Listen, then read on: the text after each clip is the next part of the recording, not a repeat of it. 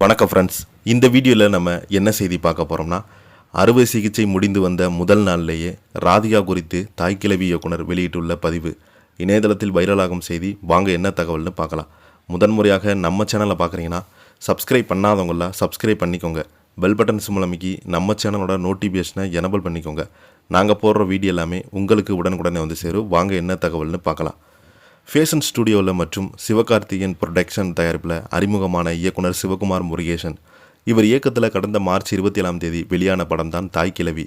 இந்த படத்தில் ராதிகா சரத்குமார் முதன்மை கதாபாத்திரத்தில் நடிச்சிருந்தாங்க. மேலும் சிங்கம்புலி, அருள்தாஸ், பாலசரவணன், முனிஸ்காந்த், இளவரஸ், ஜார்ஜ் மரியன், முத்துக்குமார், ரைச்சல், ரெபேகா துணை மற்றும் முக்கிய கதாபாத்திரங்களை நடிச்சிருந்தாங்க. நிவாஸ் கே பிரசன்னா இசையமைத்திருந்தார். பெண்களிடம் மேம்பாடு குறித்து பேசிய இந்த படம் ரசிகர்கள் மத்தியில் நல்ல வரவேற்பு பெற்றது. குறிப்பாக பவுனு தாயாக நடித்த ராதிகாவின் நடிப்பு பலராலும் பாராட்டப்பட்டது. இந்த படம் வசூல் ரீதியாக 10 நாட்களில் 50 கோடியை கடந்தது. 25 நாட்களில் 75 கோடியை கடந்தது. மேலும் திரையரங்களில் 100 நாட்களை தொட்டு ஓடியது. இதனை முன்னிட்டு படத்தினுடைய 100ஆம் நாள் வெற்றி கொண்டாட்டம் பிரம்மாண்டமாக நடைபெற்று முடிந்தது.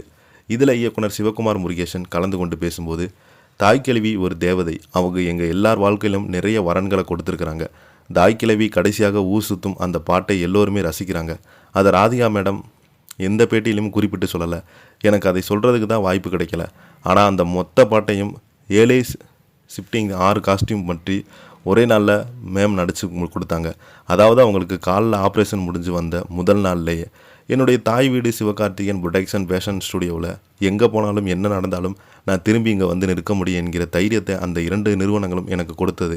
முதல் பட வெற்றியால் சந்தோஷப்படுவதை விட பெரிய ரெஸ்பான்சிபிலிட்டி எடுத்துக்கிட்டு அடுத்த படத்தை சரியாக கொடுத்து நல்ல பேரை பெற்றவங்களுக்கு வாங்கி கொடுக்கணும் என்பது போல் இந்த பட தயாரிப்பு நிறுவனங்களுக்கு கொடுக்கணும்னு ஆசைப்பட்றேன். நான் பெரிய இலக்கிய வாசிப்பாளரோ உலக சினிமா ரசிகனோ கிடையாது. என் வாழ்க்கையில் சிம்பிளாக ஃபாலோ செய்யும் 2 ரூல்: திங்கிற சோத்துக்கு பார்க்குற வேலைக்கும் உண்மையான இருக்கணும்.